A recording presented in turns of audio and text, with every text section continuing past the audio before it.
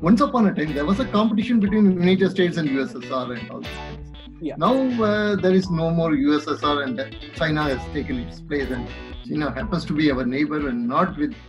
We don't have much of cordial relations, if not much love has been lost between the two nations. In such a situation, are we seeing a kind of, or are we ignoring a kind of Sputnik movement for China with respect to all these space innovations and competitions that are happening out there?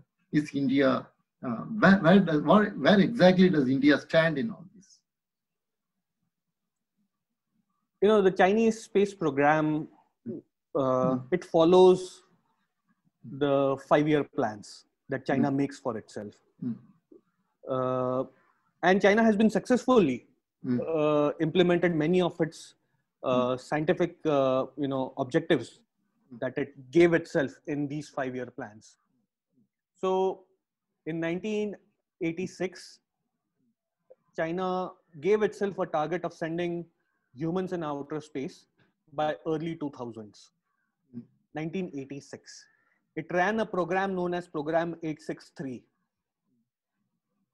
863 means March of 1986. 3 stands for March. So it gave that, it's a very typical socialist nomenclatura. So it gave itself that. And by 2003, it had already sent humans in outer space.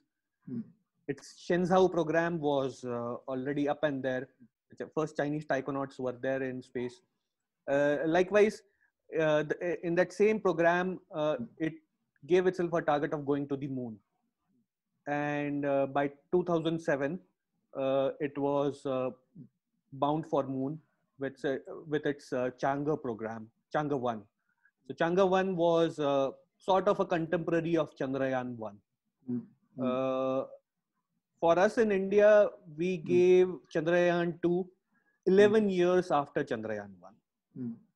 But in those 11 years, the Chinese went to the moon thrice after Chang'e, because it had a very focused lunar exploration program. It knows why it is exploring, and it was able to employ its great economic heft in undertaking lunar exploration. And in all these years, it did not focus on Mars at all. Okay, let me tell you that. In 2011, there was a failed attempt known as Phobos Grunt. It was a joint Russian and Chinese mission with a few European payloads. It did not leave the Earth's orbit properly, and the mission went kaput. But after that, China stayed low, and it focused only on its manned space program and its lunar program, and it made great strides in that. Today, China is the only country in the world that could land a rover successfully on the dark side of the moon, on the far side of the moon, and communicate it with the Earth through relay satellites. Okay. In the case of human spaceflight, China is about to assemble its modular space station in the low Earth orbit. This will be the first nation-built space station in many decades, after Mir and after Skylab. Because after these two, everyone was Skylab. Yeah, so Americans and Russians and Europeans and Japanese and Canadians, they all came together to set up this international space station. But not being allowed into international space station made China determine and make that pledge that it will have its own space station. And today, you'll find it amusing that Indian Institute of Astrophysics in Bengaluru and Indian Institute of Technology, BHU in Varanasi, they have sent experiments. So scientists from these two institutes have sent experiments to United Nations Office of Outer Space Affairs.